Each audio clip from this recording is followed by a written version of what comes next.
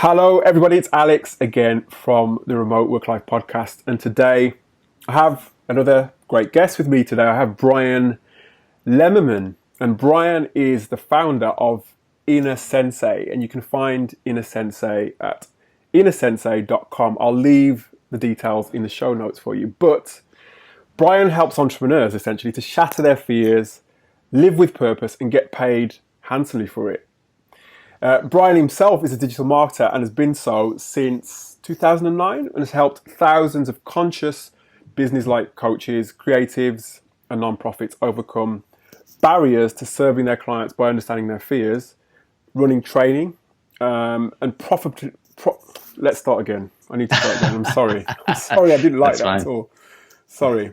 Brian has helped thousands of conscious businesses like coaches, creatives. Got you. Okay, training their attention and profitably sharing their knowledge online. Got it. Okay. Let's do it again. Hey everybody, it's Alex again from the Remote Work Life Podcast, and I have another exceptional guest with me today. I have Brian Lemmerman, who is the founder of Inner Sensei. You can find Brian at innersensei.com, and Brian essentially helps entrepreneurs shatter their fears, live with purpose, and get paid handsomely for it. Brian himself has been a digital marketer since 2009 and has helped thousands of conscious businesses like coaches, creatives, and non-profits overcome barriers to serving their clients by understanding their fears, training their attention, and profitably sharing their knowledge online. He's spoken and offered workshops at venues such as World Happiness Festival and the Mindfulness course as well. And he also developed that. He developed that, didn't you, Brian? At Barry University. So got there in the end with the introduction. Thank you for joining us today, Brian. Oh my God. Oh my Lord. You're doing great, man. You're doing great. This has never happened to me before. In 60 interviews, I've never I need to start this again. This is the beauty of it. I would invite you to keep this take in your podcast because you know what?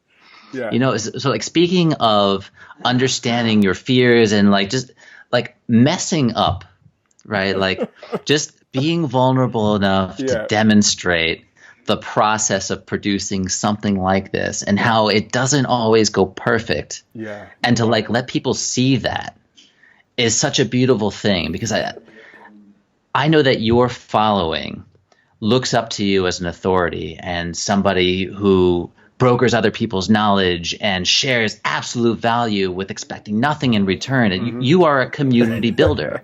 That is who you are. Thank you. And from the outside looking in, it looks perfect.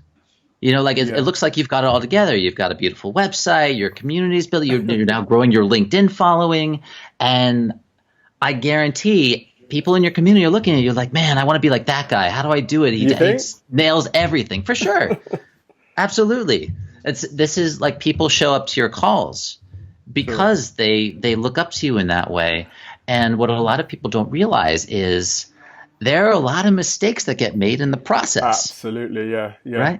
I think this is a huge thing to share, and I go through it as well. Yeah. Right? Like I've been doing this line of work for over a decade, and I'm still figuring things out. Sure. I'm still making mistakes, and I think that's the beautiful thing about being an entrepreneur, especially if you're working remotely, right? Because if you are, whether you have already been successful doing that, or you're listening to this and you want to learn how to work remotely, there's a lot to learn. Absolutely. And you're not going to get it all right the first time, and that's okay.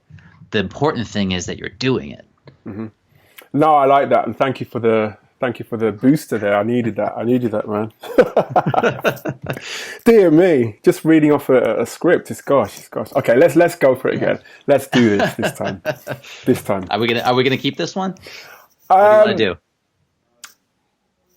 I'll keep it as an outtake. Okay. Maybe I'll keep it as an outtake. Maybe I'm a bit of a perfectionist as well. I'm too much of a perfectionist sometimes. That's my problem sometimes. I mean, I think it might be worth sharing even like that clip right there for people to be able to see what goes on. Yeah, I will It's actually. funny. It's The, I the think I will. Go ahead, Brian. Sorry. the thing that I shared with you on the call last week, this landing page about like setting up the workshop course and all of that. It's like you saw the beginning of a process that developed over the course of a week, and it's like I may not even use that. Right, but like here I am like creating it and sharing about it, and it's important to share about these things just for the process of how these things are created. Sure. It'll have some use in the near future, but not immediate. This idea evolved into something else, which is taking off this Friday. Right, and what it took was going through this process of saying, okay, well, I'm going to do this kind of thing, and then speaking to people about it, and then finding synergies between different people in my network, and say, somebody says, oh my God, I want to do this aspect of what you're sharing, and I'm like, oh my God, this is what I was missing from my thing. Let's just do this, and then the project evolves, and so it's important to share the unfinished work. It's important to share the sketches. And the bloopers. Yeah, the sketches, the bloopers, the mistakes. It's all important. Yeah, I hear you. Should we go again? If you wish. Let's do it. All right, go for it. Let's do it. Hey everybody, it's Alex again from the Remote Work Life Podcast, and I have today with me an exceptional guest. I have Brian Lemmerman of Inner Sensei, and you can find him at innersensei.com. And Brian helps entrepreneurs shatter their fears, live with purpose, and get paid handsomely for it. Now, Brian has been a digital marketer since 2009, and he's helped thousands of conscious businesses like coaches, creatives, and non-profits overcome barriers to serving their clients by understanding their fears, trading their attention, and profitably sharing their knowledge online. He's spoken and offered workshops at venues such as the World Happiness Festival and the Mindfulness course, which he developed at Barry University. Very welcome, Brian. Thanks for joining us. Hey, thank you so much for having me, Alex. This is really great. Real pleasure to have you. And I met Brian quite recently. How did we meet again? We obviously met somewhere online. How did that all happen? Yeah. We met through your Facebook group, the Remote Work Life group, and I found that to be a really amazing community. And like full disclosure, the way that we met was part of my digital marketing efforts for this recent project that I'm creating, which is teaching entrepreneurs and professionals how to digitize their businesses using online education. I mean, right now, and I don't know how recently this podcast episode is going to air, but if you've been watching any sort of media or reading anything on the internet, you know that we're in the midst of a coronavirus pandemic. Oh, yeah. Think of it what you will, but this is such a wonderful opportunity for people like you and me to thrive because we're way ahead of the curve. So many businesses right now are struggling to maintain their client base, generate cash flow, and to even succeed. Many businesses are subject to fail right now because they don't have what it takes to go online. And for people like us who everything we do is online, everything we do is digital, we're in a position to show our fellow business owners how to digitize their practices. And so as part of creating a mastermind group to show people how to create their own micro courses, I was looking for communities that I could get involved with and connect with who might be looking for something like that. And then I found your Facebook group, and then we just started talking. And I want to thank you so much for putting this community together because it's helping so many people start or continue their businesses in an era where remote work is now the new norm. Absolutely. And I wanted to thank you for connecting. And that's the beauty of, this whole experience that we're going through is that there's so much more opportunity to connect online and for people to learn as well, because, we're in a situation where many people are in a situation where they're being forced to go online. I don't see that as necessarily a bad thing, as you've alluded to, Brian, and it gives the opportunity to still stay that, keep those connections open, to build your business, to build your career in a different way that you perhaps not have thought of or maybe have been putting off, and now is the time to jump into it because the tools are out there. The people like Brian are there as well to galvanize that whole thing. And today we're going to be talking mainly about lead generation, because I know that's a big question, and that's something that Brian is really into, right, Brian? Yeah. Yeah. So working in digital marketing, one of the questions I get asked most frequently is, well, how do I get customers for my business? Right? How do I use the internet to grow my business? How do I maintain relationships with people using the internet in ways that wouldn't be possible if I only had face-to-face interactions? Or if you're in a position where your business is relying on word of mouth marketing, it's only a matter of time before that network dries up, or you have to keep showing up to different events and meeting new people. And if you're constantly networking, and maybe you're an introvert, I don't know, but that could be exhausting to build your network in person and hope that you generate enough business that way to keep your company going. It's one thing to try to maintain your current level of success with word of mouth marketing, but it's another thing if you want to scale your business.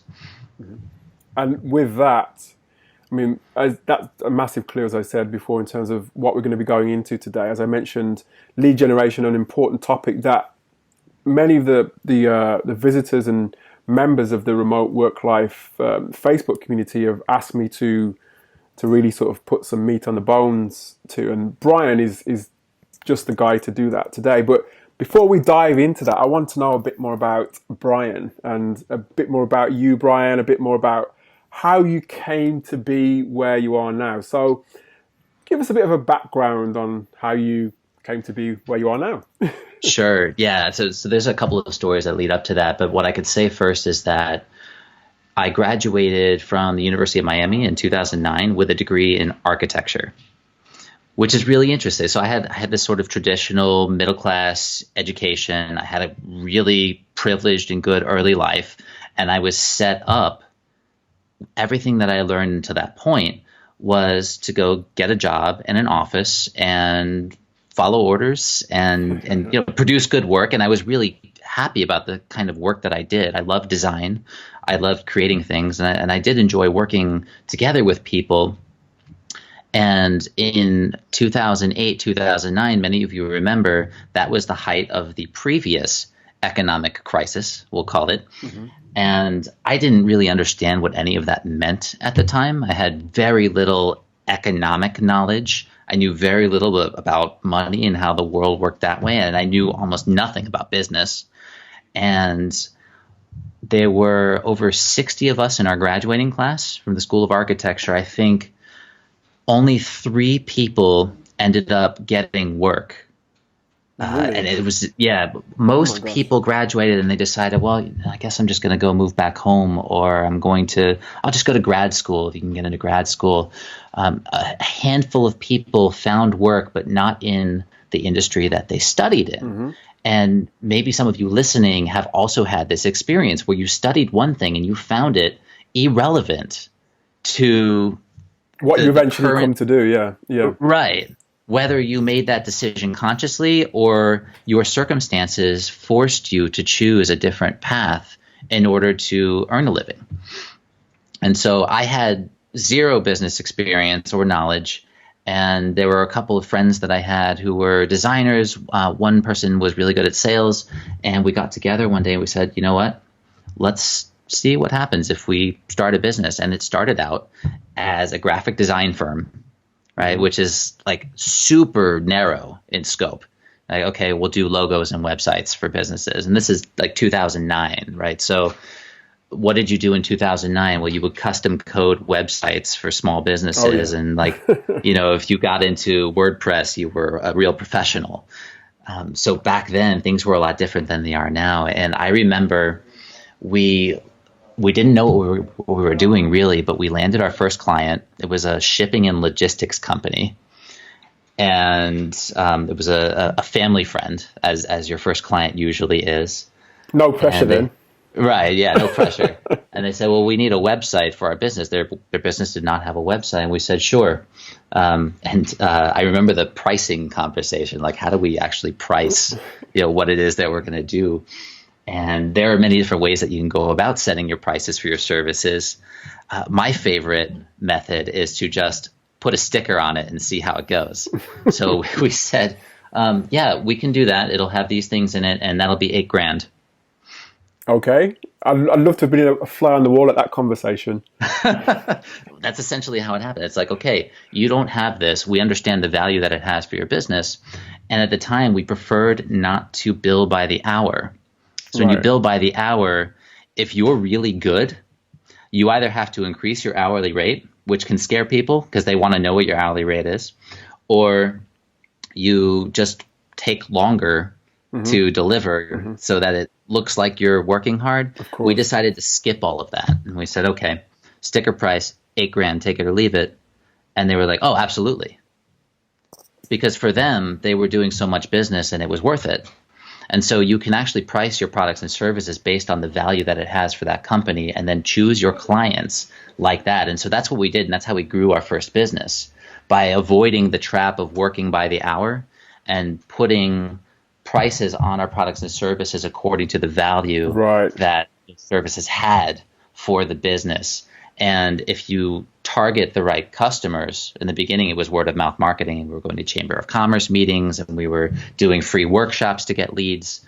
But if you play your cards right and you go after the right people, you can be very successful at that. Now, of course, you're going to face rejection. People are going to say, no, there's absolutely no way we could pay that. And I think we got lucky with this one. And so that's the first part of the story. The second part of the story is after they said yes, then we just kind of froze and we looked at each other. Like, did they really say yes? Yeah, they totally said yes. Yeah. And then we're like, all right, cool, we'll do it. And we set like a deadline, I think, of 8 weeks. And we got back to the office and we looked at each other and one of my partners asked, well, do any of you know how to code a website? I love it. So you must have been sitting there with your poker faces on in front of the client as if it was a normal sort of conversation. And when you get back to the office, you're kind of, all your exhilaration and all your sort of process begins to come to your mind in terms of what you've got to do now. Totally. So this was a strategy that I've employed over and over again in the last decade to be successful and to get to where I am now. And it's this.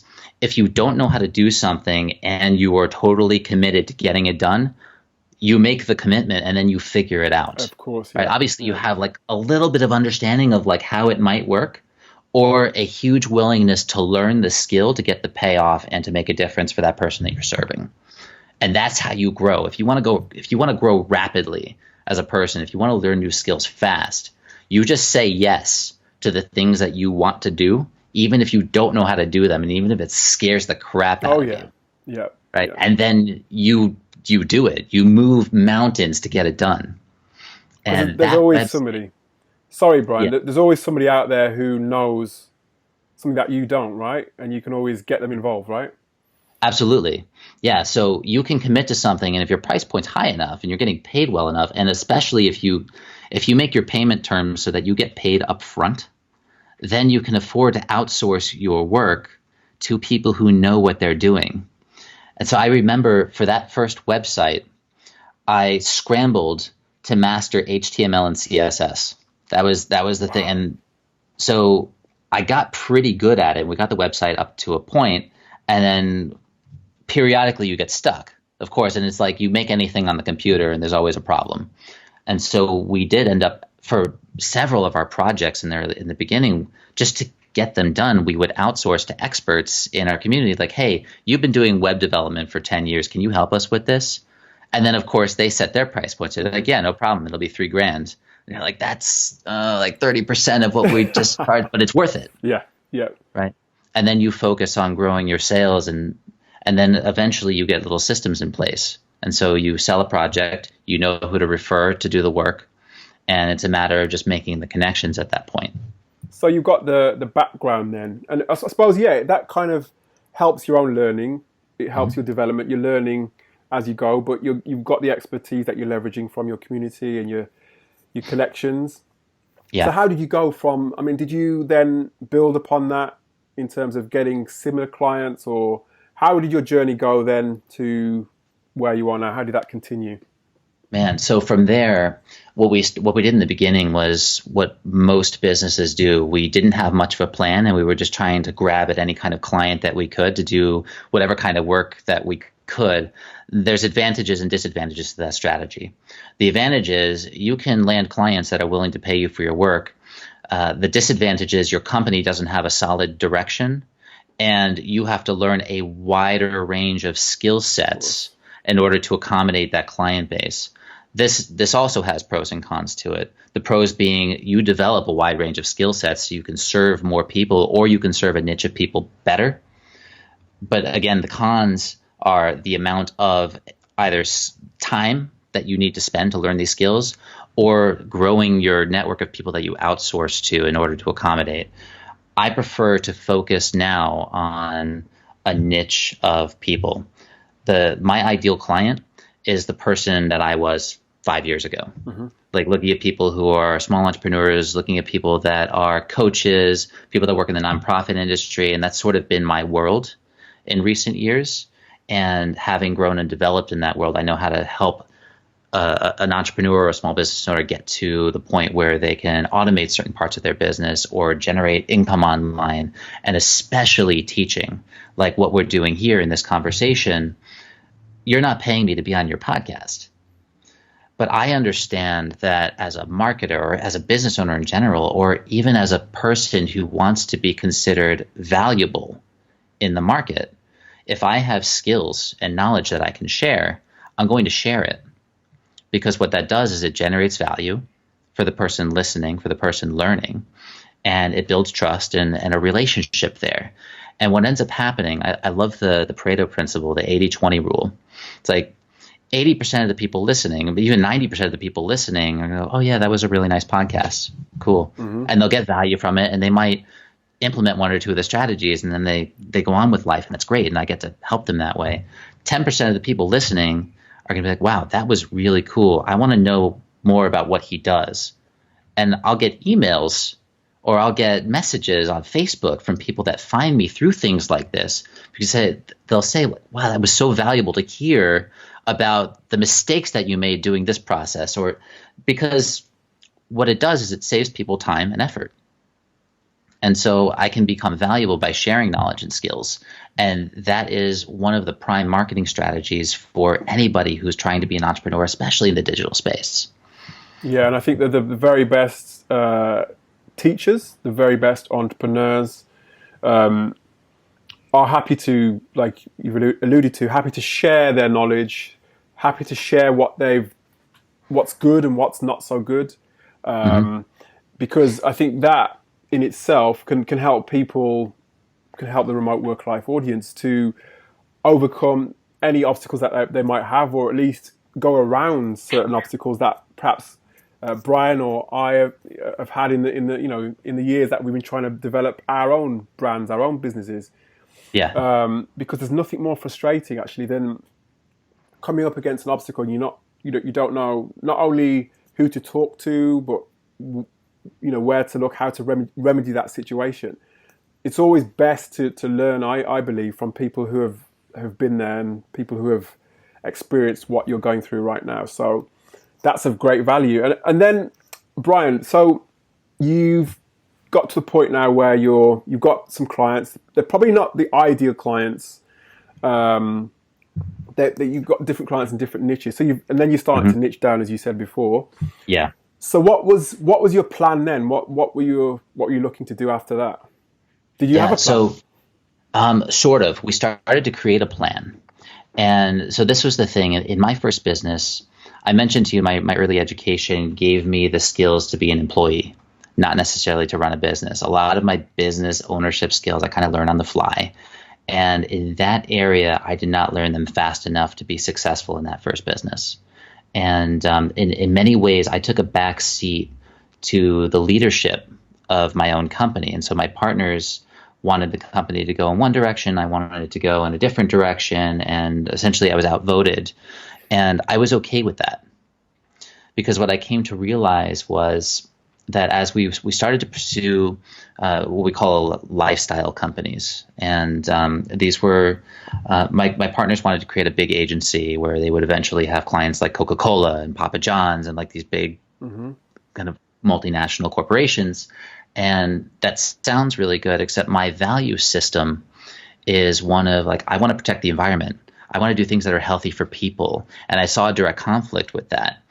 And so for months after we had these planning conversations, and I just wasn't like, I was the disgruntled partner in the room. I was that guy, man. Like I was the difficult one. And I didn't have the awareness at the time to realize that. I thought that they were being really challenging.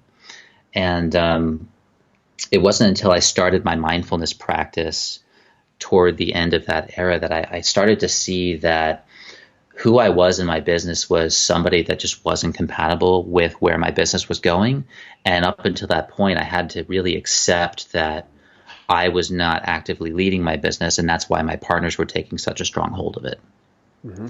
And so that realization was eye-opening for me, and it stopped me in my tracks. And I had to learn to let go of the business that I had built, and eventually I did step down from my role as a partner and owner in the business, and I learned a lot from that experience, just in terms of the process of actually selling off your shares and making the next transition in life. And that company still exists, and it's still doing really well. It's an ad agency. It went from a graphic design firm, started in one of our partners' garages with some cheap IKEA furniture and our laptops, right? And it's now, I think they've got 10 employees. They're based in Coral Gables, Florida. They're called Threefold, THR33, FOLD.com. And you can check that out. They're pretty cool. And they do work with lifestyle brands. Now they have like big appliance companies, international shipping companies. They worked with a banana company. I think it was like a direct competitor to Chiquita for a while. So they design. Yeah. So they fulfill their ambitions. And it, again, there's a lesson in that, because in fact, we had a conversation about this yesterday on our group chat, which Brian is also a part of actually. But yesterday we were talking about how conflict, not sort of physical conflict, but how conflict can arise when you work in an organization where there is sort of differentiation in values and differentiation in sort of like the direction in which you're going. Because you can get people who just, well, not just, but you can get people like Brian who have real strong values and have a real determination in terms of the direction that he wants to go in, have a real strong opinion in terms of the types of people and businesses that he wants to work in. And if that conflict is present, then one side or another is going to feel frustrated, and there's going to be at some point where, you know, there'll be a parting of ways essentially. Right. And it's not necessarily a bad thing. I think it's sometimes it's a learning lesson in itself, because when you feel those feelings of frustration or feel like in some ways you may even feel like an outsider if you're in a business that you're in now or in a job that you're in at the moment. If you feel that, that's just the universe telling you that it's time to sort of really break out and understand yourself more, so you can then go on a path that suits you better. And that's exactly what you've done, right, Brian? Right. Yeah, that's absolutely true. So touching on this thing about values that you mentioned, this is so crucial. And the reason that any kind of relationship doesn't work out, whether it's a romantic relationship, a friendship, a business partnership, it always has to do with a difference in values.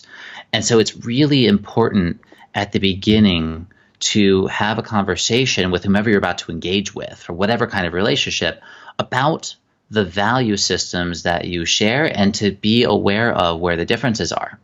And you can have that work to your advantages as well, because one partner can complement the strengths and the values of another partner. You don't necessarily have to agree on everything, but it is really important to acknowledge each other, to respect each other's values, and to play well with them, to hand off the right kind of work to the right people. Because if you are expecting somebody to be responsible for something that they don't value, they're not going to be happy. If you engage somebody in a relationship and try to get them to be a certain way, or to try to be different so that they can fit a certain role, they're not going to be happy. As human beings, our core values are our most deeply rooted subconscious beliefs. And as somebody who deals professionally with people's subconscious and their mindfulness practices, and having people go from feeling lost to finding purpose, the value systems, identifying your core values is the very first step to getting the kind of person that you are about to become. Yeah. And we see this over and over again. People go into business because they're friends of a certain sort, but they don't share the same values when it comes to money, or when it comes to service, or when it comes to delivery, and that creates conflict. So what I learned in my situation was that leaving that company, although it was painful, it was something that I had built. It was a blessing in disguise, because had I stayed, I would have been trying to mold my values to the values of the company as it was growing, and that just doesn't work. Mm-hmm. And you will notice, if you reflect on your own life, you're always in transition. Mm-hmm. As much as you try to hold on to a good thing when you have it going, it's always changing in one way or another. And it's these times when there's a rapid change all of a sudden, like we're experiencing now with this pandemic, that people start to panic because suddenly circumstances are shifting away from their values and they're not sure how to bridge the gap. But if you can be aware of that is always happening, you learn not to panic when things like this happen, and you can create something new within your set of values to then adapt yourself to the situation. Yeah. So don't fight the feeling. I mean, and I think this is something that's overlooked, actually. And you probably, I mean, maybe you're wondering why we're talking about values when it comes to lead generation, but it's like Brian said, it's the thing that you probably look at first before you even get into that. Because I've spoken to people who own agencies, or they're starting out with their lead generation and getting clients. They've got, I don't know, 5 or 10 clients in their agency, but they don't like working with their clients because even their clients don't share the same values. And in fact, they're so exhausted by the complaints that their clients make about the way that they work, or there's a conflict even between them and their clients.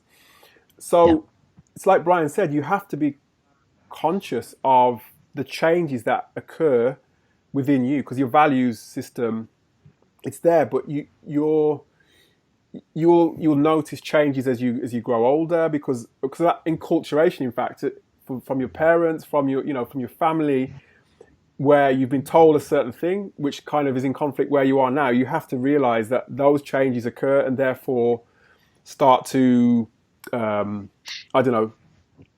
will start to gravitate towards people who share your values. So don't fight that, Yeah, absolutely. And in that first business, I was somebody who was still at conflict with the expectations of my family and what I was going to do for work. I was 22 when I started that business. So coming out of college, of course, everybody's disappointed. Why didn't you go into architecture? What are you doing with your life when you're playing with your stupid laptop and making logos? And it's like, okay, guys, be patient, right? And after a couple of years, my family realized, okay, he's actually like doing this and helping people and earning a living, so we'll leave him alone. But it can take you some time to demonstrate the worth of your values to the people in your life, right? And so if you are going off on your own and trying to do something new or different, don't expect that everyone's going to accept it right away. That's okay. I think what you said, Alex, is so pertinent. It's like, you do you, right? You have to create and live within your value system and not adjust them to the expectations of others, including your clients. Don't bend your values just because somebody's going to pay you for your work. And that's why I think the idea of just slapping a price sticker on your work, if somebody comes to me and they says, hey, I need a 5-page website just to, promote my business. And I don't really do that kind of work anymore, but I do know where I can help somebody there. So I say, okay, my minimum price point is $2,500. If you want that, let me know if you could pay that. And then we'll talk about what you need and all of that. And so I either get a yes or no right then. If they hesitate and they say, "Oh, that's kind of high," they're like, "All right, cool. Well, there are lots of people who can help you for a lower price point. I can't guarantee what you're going to get from them, But then I stand firm in what I know how to do and how I know how to do it well, because I can create a website that's actually going to sell people's products or services versus like a 5-page template that is just going to be, informational with bullet points on it. Mm-hmm. There's a big difference. Absolutely. And so, So yeah, I think holding true to your values, even as you're selling, and knowing what you're worth and the difference that you can make for a potential customer is also really important. And if you don't have the experience yet marketing and selling your products or services, if you're a freelancer, if you offer these kinds of marketing, design services, whatever it is that you do, that's okay. I totally invite you to start off working by the hour or setting a lower price point if you feel timid about that, and just see how it goes. But notice where in the process you get frustrated. See if you can be aware of the conflicts in values between you and your client. I find that often the people that are willing to pay the least are the most difficult people to work with, because not only do they not get the value of what you do, but they try to cut corners everywhere in business. And they expect the world, don't they? Even at a low price point, they still expect everything. Yeah. They'll want to have like a catch-up call with you every 2 days. Yeah. They want to pick the colors of the thing that you're designing. They're going to want to say, okay, well, I know I wanted this last week, but I still need to send it to my mom and my cousin for their feedback. And then you get their feedback like 3 weeks later after they promised it 2 weeks later. And then, it just becomes this mess, and it wastes your time, and you barely get paid for it. And then sometimes people like that will say, yeah, you know what, this isn't working. And then you do all this work, and then they don't pay you at the end. So you can save yourself a lot of pain by just setting a high price point up front, and that filters out the people who are actually qualified to be your clients. Absolutely. You qualify your clients. Don't let your clients qualify you. I like that. You set your terms for who you want to work with and how. And the people who are serious about their business will pay. They'll be willing to work with you because they'll see that you're serious about your business and that you're confident in what you offer. Even if you're not confident in what you offer, right? You can still figure it out after they pay you up front. So know your value and your values as well at the same time. Absolutely.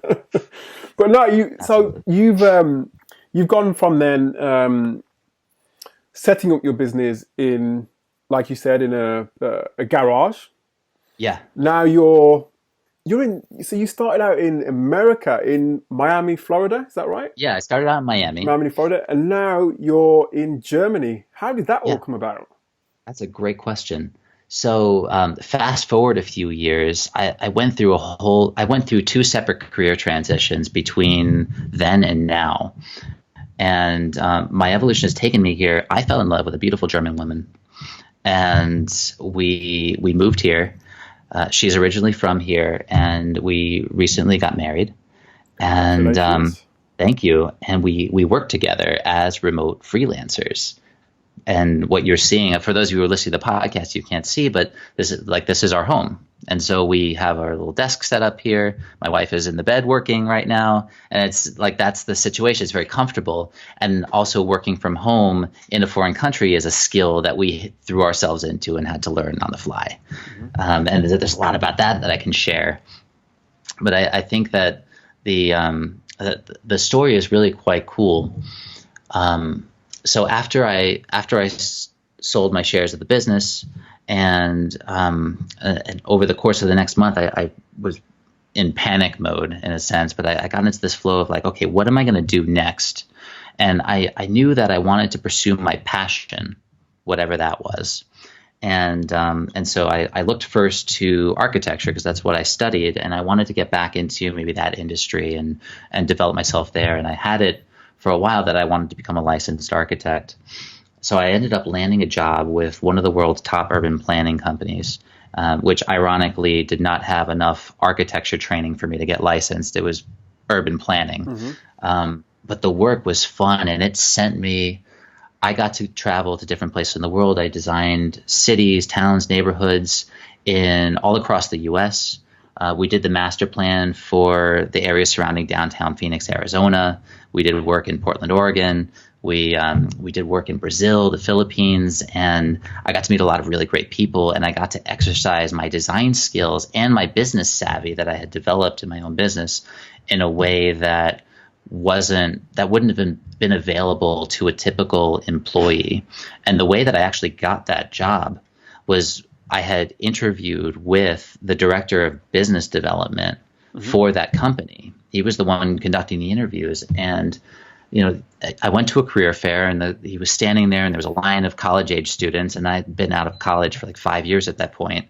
So I had all this experience, and I'm like listening to them speak, and I was like, oh my God, like I get that the average college student has no idea about the world of business, and most of the people standing in line are looking for a job. They're there because they want something, not because they have something to give. Offer, yeah. And that, when I got that lesson in that moment, that was huge. And I think that is a lesson in itself. I think, especially now in this whole scenario that we're in, where perhaps more of a challenge actually in terms of acquiring new clients or getting the role that you want to get. I think if you go from a point of view of, if you approach a decision maker from a point of view of being able to solve a problem or being able to offer something that they want, instead of going there as somebody who wants something from them, then you'll stand a much greater chance of getting those leads or getting that person as a client or winning that job opportunity. But I think having that realization, that presence of mind that you had, I don't think it's necessarily everybody thinks along those lines. But I think it's an important thing to highlight on top of the values. It's that how can you position yourself within a niche as a problem solver, and rise above, I guess, because you're obviously going to have competition as well. So you did that, Brian, didn't you? Yeah. So I had a conversation with the director of business development, and I showed off my portfolio at first, and it was funny because it was a portfolio that I developed 5 years prior when I was in school, and it was kind of embarrassing at that point because my design skills had leveled up several times. Yeah. But I chose to center my interview conversation around, well, how can I help your business grow? Because I get that we're at the tail end of a recession, and now things are starting to pick back up, and companies are hiring, including your competitors. And now you guys must be competing for projects all over the world. And he goes, yeah, that's absolutely true. Tell me what you know about that. And I said, well, I have X amount of experience writing winning proposals to get however many thousands of dollars of projects. And so when I got hired for being a designer, which is what they were looking for. And by the way, like I had very little skill being an urban designer. Most of my design was like graphic design and marketing, but I learned the core the core skills of my job while I was on the job. And then half the time they had me working on these huge proposals that they would write for cities and different countries and big developing companies to pitch our planning services for these projects that were several $1 million in scale. And we won quite a few of them. And so I got to be, in essence, a salesperson. I was a marketer for this company where I was originally supposed to be a designer. And I really liked that job. As from an employee standpoint, it was a really nice situation. It paid well. I got to exercise my talents. And as I was there and as we got deeper into the work, I began to realize that there were some things about the work that we do, although the kind of urban planning we were doing was altruistic, it was environmentally sensitive, it was supposed to be good for building communities and bringing people together. It was part of a movement known as New Urbanism, which is a return to making places the way that they were pre-automobile, where everything was so spread apart. There were some times where we would be hired to do these ethically questionable projects. So there was one, we worked in Brazil, and this company had amassed some land in the Amazon rainforest, and they said, okay, we got this land. We want you to clear this portion of it and build high rises. And we were all looking at each other like, is that what you paid us to come out here for? Right? And you get paid and you do the work. And I remember having this conversation with the partners in the business about like something about this doesn't feel right to me. Right. We're still doing it, and everybody felt the same way. But they had been in it for so long that their justification was, well, like if any other company got the project, it would have been even worse. so at least we got the project, which like I get the justification. And at that point, my intuition, my value system started to light up. And that's kicking in again, isn't it? Yeah, like I don't know, like I can't numb that and continue doing this. And we did a few projects like that. And for the following 6 months or so, I was in this ethical quandary of, like, do I stay here and enjoy my comfortable paycheck and like the people that I love working with doing creative work, but it goes against my immediate value system? Or do I, like, go to the next thing in my life, whatever that's going to be? And I resisted moving on. And something happens when you resist your values. And it can come in the form of health problems. It's uncomfortable, right? Isn't it? Ourselves. Oh, yeah, it's very uncomfortable. Yeah. You live in a state of stress. And as a result of stress, you get sick. But sometimes the universe gives you a little kick in the right direction. So, well, God comes along and is like, well, I'm not going to let you live that way. Whatever you believe in is going to force you to make a change one way or another, whether you get drastically sick or, in my case, whether you're riding your bike home one night and you get rear-ended by a Lexus hybrid. Oh, wow. And I woke up in the hospital. Oh, my God. That is the proverbial kick in the backside, isn't it? Oh, for sure. It was a huge, it was a kick so hard, I don't even remember what happened. Oh, my gosh. Wow. And, well, there's a lot yeah. there, Brian. There's a lot. I mean, I'm just recapping on what you were saying there, just to bring it all into focus, because there's a couple of things. So we talked just briefly about rising above the competition in terms of you've identified your talents, you've got your value set. You're a pretty well-rounded person. Well, you were back then. Even then, you kind of understood yourself pretty deeply, and I think that's so important. Talents, values, hard skills, meta skills, all those kinds of things can come together nicely to form the individual. And now you've, even in the job that you won, where you were doing your business development, and you had that knack for sales and bringing in business, which businesses of all shapes and sizes, they can't resist that. Even if you can do, I don't know, data entry, and you can do business development, there's always going to be a business out there that wants people that can bring clients in, and Brian has identified that. But then there's this whole thing about values. Values has come back into the equation again, and always comes back to values. And it's essentially put you into a situation where it's come and hit you home. So what happened there with this Lexus? Tell me, I'm intrigued. Man, so I spent the better part of a year recovering from moderate concussive symptoms. I had short-term memory loss for about 3 months, and I didn't return to work for, I think it was over a year. Oh, wow. This company that I worked for. So I was about to go to Japan to do work, and I had always wanted to go to Japan, and I still never have been. You must have great architecture out there as well. Oh my God. I was going to go to Japan in 3 days, and I got hit by this car, and it was the greatest blessing of my entire life, because now I had this opportunity to reflect. I couldn't get out of bed for about 2 to 3 weeks, and so I'm laying in bed, and I was married at the time to somebody different, and I was living a kind of life where I was gone all day, she was gone all day, and we weren't spending a lot of time together. And as soon as I was stuck in bed and I couldn't be that go-getter type A personality anymore, like I had no work to do and there was no place to go, I realized what kind of life that I had built in my personal life. And I really got to know the person I was married to, and realized that we had a huge conflict in values. It always comes down to values. Yeah. And now we're spending more time with each other, and I began to question things in my personal life as well. And at the same time, something happens, and I'm sure 99% of you can relate to this. If you don't currently have a mindfulness or a meditation practice of any sort, if you try to sit in silence and do absolutely nothing for more than 60 seconds, it could drive you mad.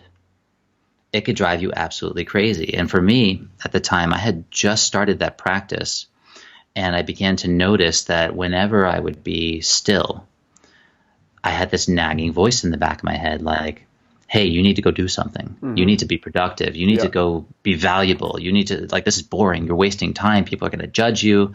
You're going to be worthless. And it just started to just go on and on and on and on. And then, of course, I didn't go anywhere.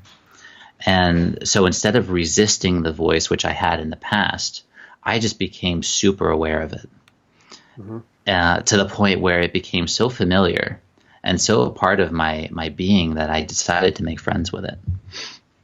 And I said, wow, like I acknowledge that you're here, and I totally accept that you're trying to help me right now. And I just want to tell you, like, as your partner in my mind, this is not going to help us right now. So if you could, please. And after about 2 weeks, the volume got turned down so low, and it began to listen to my request of it. And so if it would come up and say, hey, you want to do the thing now? No, not right now. Thanks. And I became partners with that side of myself. And so during that time, I created this amazing ability to utilize that side of myself when I needed to. Right. But if I wanted to just be, I could do that. And that gave me space to reflect and to create the next phase of my life from nothing, not necessarily because I felt the need to do something, to be seen a certain way, or to avoid being judged, or to avoid feeling bad. So I decided that I was just going to help people. And so, like, here I am. I had short-term memory loss. I had lost the ability to visualize. And then over the course of the next few months, I developed symptoms of post-traumatic stress disorder, which I then had to crack by just being totally aware of all the sensations in my body and becoming partners with my body again. And that's a process that I can teach people who have been through that, although I'm not a trauma-certified professional. So that's kind of like a very touchy area in the realm of the kind of coaching work that I do, apart from marketing. But having this unique skill, I decided, okay, well, we're comfortable enough financially.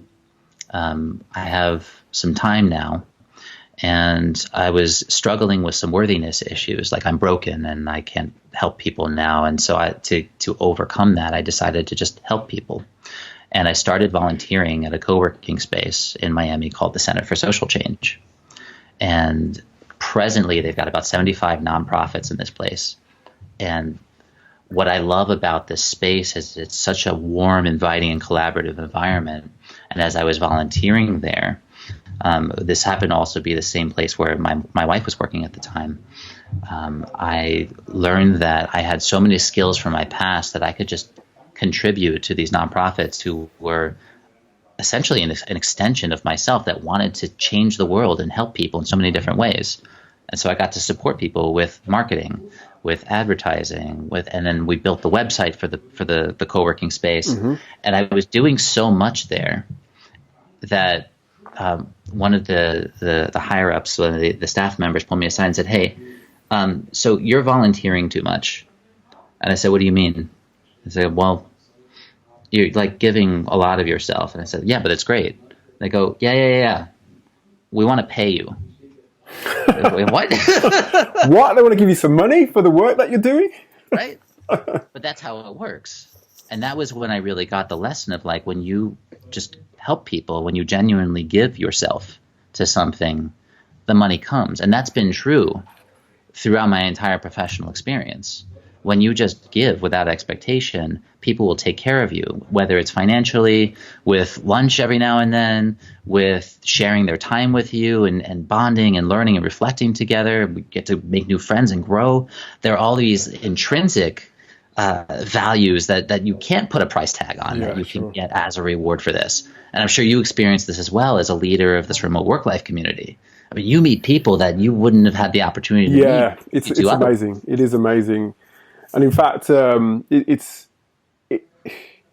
we could, I suppose, this situation you get people complaining about being locked down, and again, you just have to point to the opportunity to. You mentioned something about having an opportunity when you're isolated, I suppose, when you're at your lowest point, as you were when you had your accident.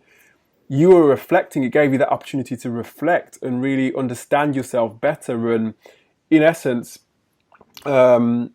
really become even more rounded individual than you were as you were developing. So, and then you've gone on to, like you said, understand that your purpose is to help other people. You put that into practice, and you're an example of what you've just said in terms of when you give, things reciprocate. Well, not reciprocate, but just they come back and reward you in many ways, not just monetarily, but there's nothing better than giving somebody a piece of advice or, giving them your time, and they say, thank you, that was really helpful, and they put that thing into practice, right? And I think that sounds like what you were doing at the co-working space as well. Yeah. And this is, so at this point I had gotten that in being a contribution, there's an unexpected reward, and it can show up in any form. And as I was doing that more and more, different people were coming to me and saying, hey, can you do this for me? Can you show me how to do this? And they were willing to pay for it. And as I was going through the tail end of my journey with PTSD, and I had realized that the tools that I was practicing was so effective that like I could also share this with people. And so I decided to create my first mindfulness course that I offered on my own. I created a flyer and a landing page, and like using all the skills that I had developed up to that point to then promote this thing. Filled my first class, and then one of my students in that class was a life coach who had the teaching position as the meditation teacher at Barry University in Miami Shores. And he goes, hey, I'm about to step down from this position. Your class is awesome. Do you want my position? I can recommend you. Wow. And I'm thinking, like, I don't have a degree in this. If you want to be a professor, you typically need at least a master's in something. I don't have that. But sure enough, it worked out where they were willing to hire me. They paid me. I became a professor there for 2 years, teaching the most popular and fastest growing class in the university. And it was originally supposed to be a meditation class. And what it ended up becoming was a class that was geared for people in their late teens, early 20s to figure out who they are and create their lives before they get shot out of college and into this thing we call the real world, where you just have to, tread water in the deep end and hope it works out. Yeah. And so it's funny because several of the students I had over the couple of years while doing that class, many of them changed majors. Many of them dropped out of college. Some of them started businesses. Some of them just quit college and said, you know what, I'm going to go travel. And they had developed the emotional intelligence through this class to have these kinds of hard conversations with their parents who were supporting their education and like have that be workable. And so like that's the power of getting to know yourself and being confident in who you are and developing these kinds of skills. And then imagine taking that and starting a business, right? Versus like just getting out of college or even just getting a business degree. You're still only following orders at that point. They teach you how to be a manager, but not how to run a business. Right. So, go ahead. No, I was just going to say, I mean, it's like we said at the top of the middle of the call, is basically, sometimes I think I suppose the impression I get is that people approach this whole idea of lead generation and getting clients just from the wrong direction. In England, they call it putting the cart before the horse. I don't know. Do you have that expression in America? I don't know. Yeah. It's the same. We don't have carriages anymore, but we have, Yeah. So putting a lot of automobiles in America. Exactly, and I think going about it the wrong way around, and it applies to so many, like you alluded to yourself, Brian, to so many aspects of your life, to your personal relationships. Your job and your employment, if you decide to go and find a job, your business, your life, your whole life. I mean, there were times as well where I didn't reach the potential that I could because I wasn't quite in tune with what I wanted to do and who I was. But when you are that, that inclined to want to figure things out first and foremost, everything else all of a sudden becomes a lot more clear, and you're able to understand it a lot greater. And it sounds like you're now at a point where you're literally in charge of your destiny, right? And you've figured things out. You've got your business up and running. Oh, yeah. You say figure. That is a funny illusion. This idea that somebody's got their life figured out, right? Like as somebody who looks like they've got it all together. Well, I don't mean necessarily you've got everything perfect. Cause I don't think at any point anybody's got anything perfect. Nobody does. No, there's no such thing as perfection. I got to be really clear. Like if you're listening to this and you think that there are people out there who've got their shit together. No. Man, we used to do these gatherings, these tea gatherings, and we'd have 30, 40 people sitting in our living room in a big circle. And oftentimes, like, this would come up. The people would say to certain people in the group, "Oh, it sounds like you've really got it all together." And all right, everybody stop. Raise your hand if you've got your shit together. Mm-hmm. And dude, nobody would raise their hand. Nobody that I've ever met has had their shit together, including me.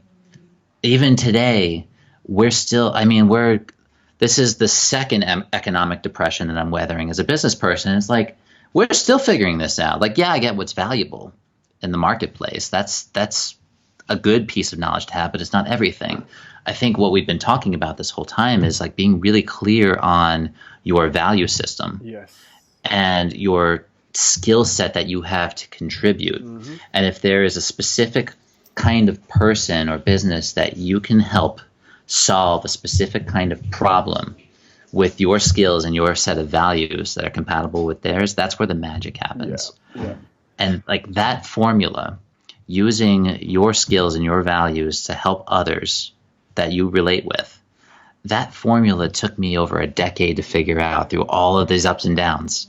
And so then I started thinking, okay, I want to teach how to actually come to that conclusion and get at least that part of your life figured out before you go and waste the next 10 years trying to build a business that's not going to work and that you're going to hate, right? Or pursuing a job that you're going to devote your life to and you're going to be miserable. So like, how do you get clear on who you are beforehand? So I put together this thing. It's a free thing. You can get it on my website. You go to innersensei.com/compass. I call it the Life Purpose Compass. It's a free PDF that you can download, and it walks you step by step through the process of identifying your values, identifying your skills, identifying who you can best serve and how, and then ranking all of these different activities that you love doing, that you're good at, in terms of how you might be able to monetize them.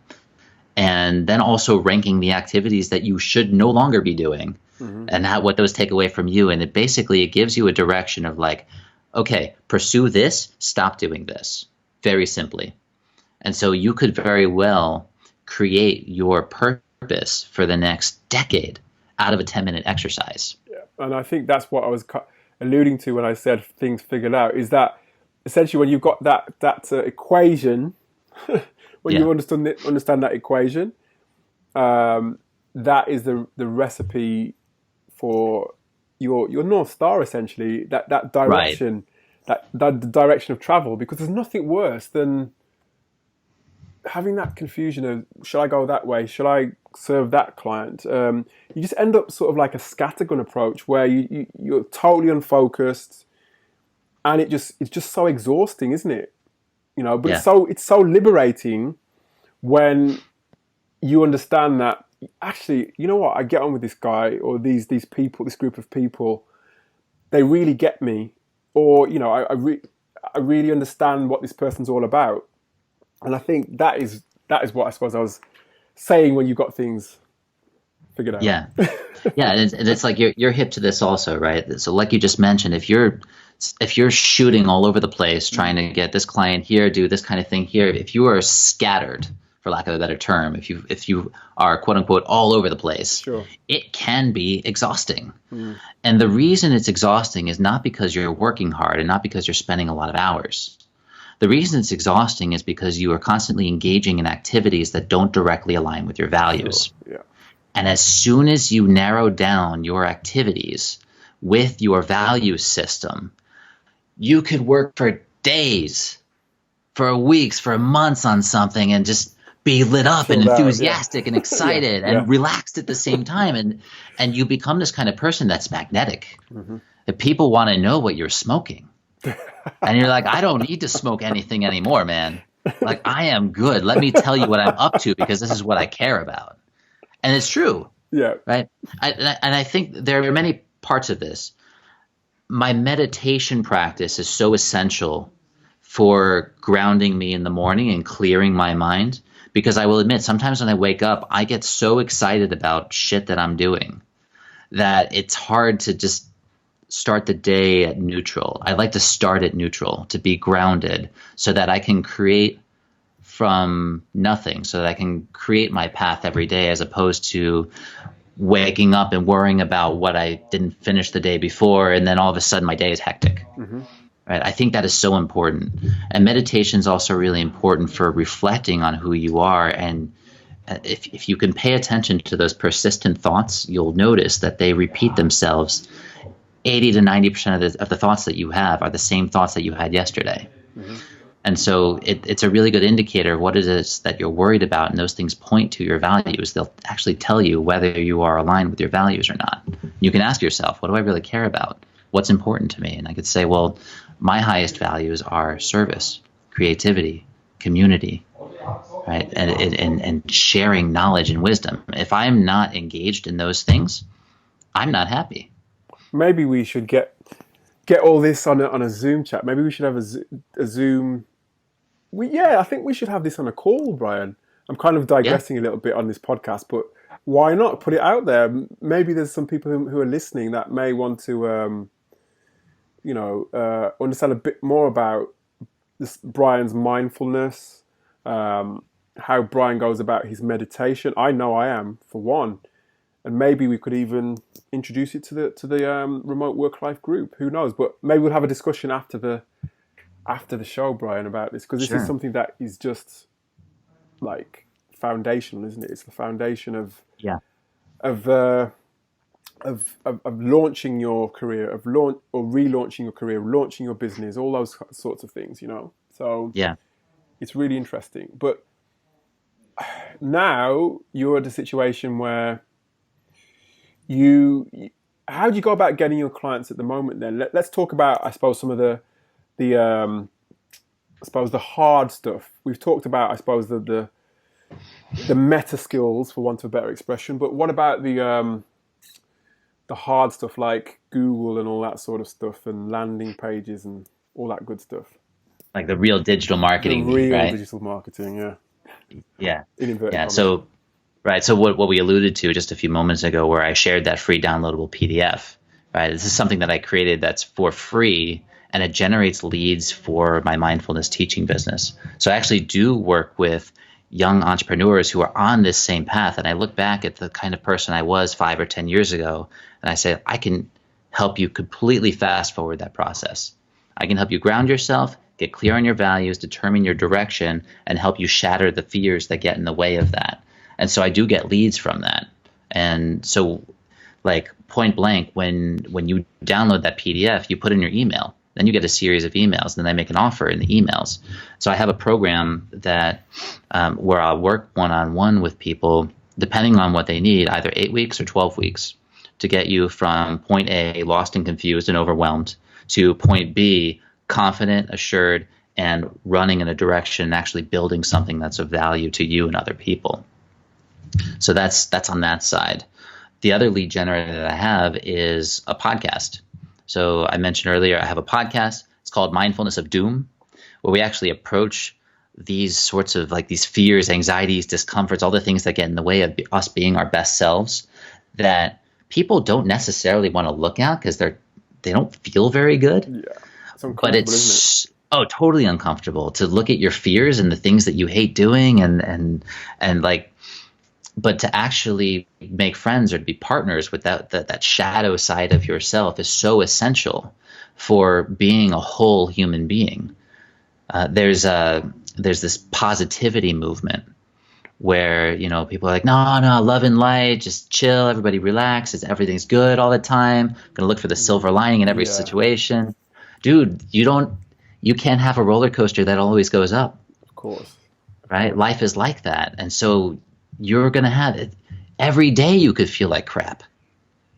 And that's great because that indicates that there's a challenge, which is an opportunity for growth. Of course. Yeah. But if you're not willing to face that discomfort, you'll never see the opportunity, and it'll be a lot harder to overcome the challenge. So the podcast is about that and your existence in this human body that goes through this. And so we get leads for that. And then right now what we're doing is we're putting together a 30-day micro course mastermind for entrepreneurs who already have a premium offering.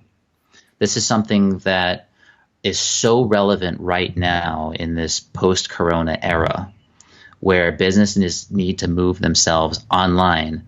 And one of the best ways to generate leads online is to teach for free, to just put your knowledge out there as a way to add value to your community, which becomes your customer base, right? Your community expands or narrows depending on who it is that you can ideally help with their problems.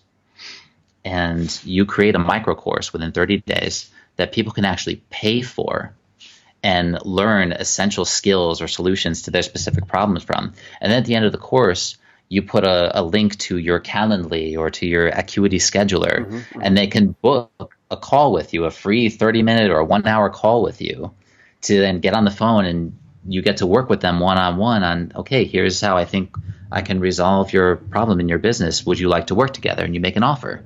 And so that's another way of generating leads with people that you don't necessarily know through word of mouth. So there are lots of ways to do it. If you want to talk about specific technologies, you can of course promote any product or service you have using things like Facebook ads and Google ads. Sure. I will admit I'm not good with Google ads. I find like the metrics and the graphs and the little drop downs and things, I can do it. I don't like doing it. Yeah, I am not happy when I do it. That's a proper. I think there's people that dabble in it, but it's not the kind of.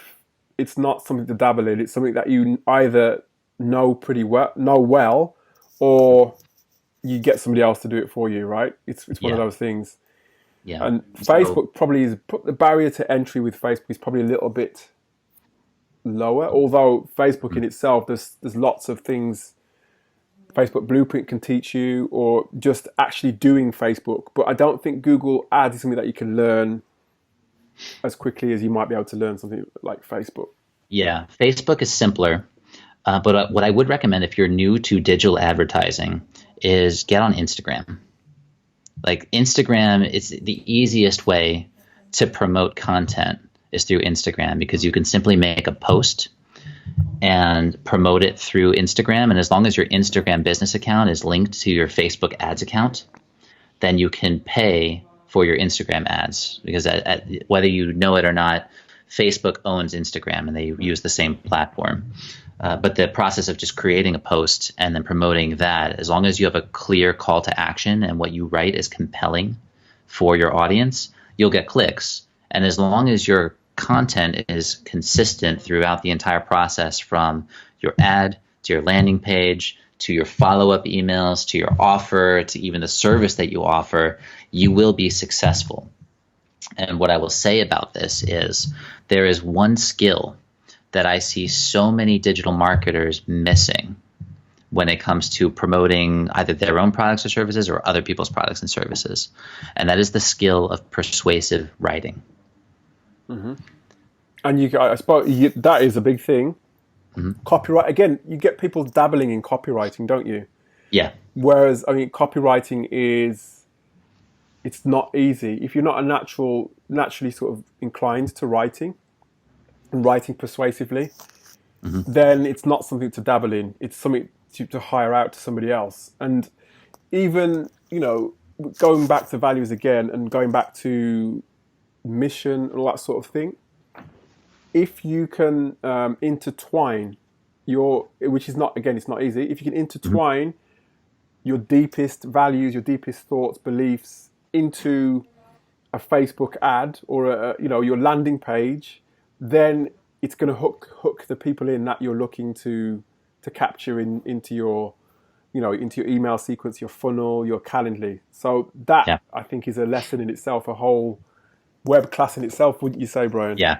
It's a huge skill that even if you spend a few hours learning the basics of it, it will save you years of struggle and heartache.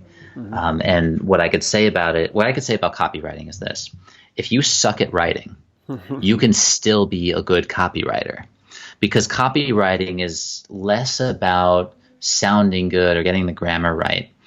It's more about listening to the specific pains and problems that your target market has. Absolutely. And speaking to that pain and offering a solution, a Band-Aid, if you will. And as the saying goes in sales, let me rewind a bit. When it comes to persuasive writing, you're not trying to convince people to buy something they don't want or need. It's I think marketing and sales gets a bad rap. They're two different things, by the way, and people tend to lump them in together. And the association that most people have is like that sleazy car salesman that knows there's a problem with the car but tries to sell it to you anyway. And if you're doing that, if you're trying to convince people to get something, to buy something that they don't want or need, or if you're trying to bamboozle people, you are not going to succeed. They'll see Maybe it. you'll they'll know. Maybe you'll get one deal in the short term, but that it is not going to go well for you. If you are inauthentic in your business practices, it just indicates who you are as a person. Because I believe that there is no separation between work and life. Like how you do one thing is how you do everything. So when you are writing content, or if you're making a video for somebody, you are being completely open, genuine, and transparent about what works and what doesn't work. But mostly you're speaking to the specific problem that person has, and how you are qualified, or how you have something that is available to them, or how what they've been looking for, what they didn't know they were looking for, actually exists to solve that problem, depending on where they are, right? If they know there's a solution, then you say, hey, there's this solution, and it does this, this, and this, right? And they go, perfect, I want that, and they buy. And it's great. And as a marketer, you're doing a service because you're connecting a product or service with the person who's looking for it. You're doing a good deed. They're willing to pay money for it because it's valuable for them. And so money is nothing but energy, and it measures an exchange of value. So if you offer something of value, you get handsomely rewarded for it.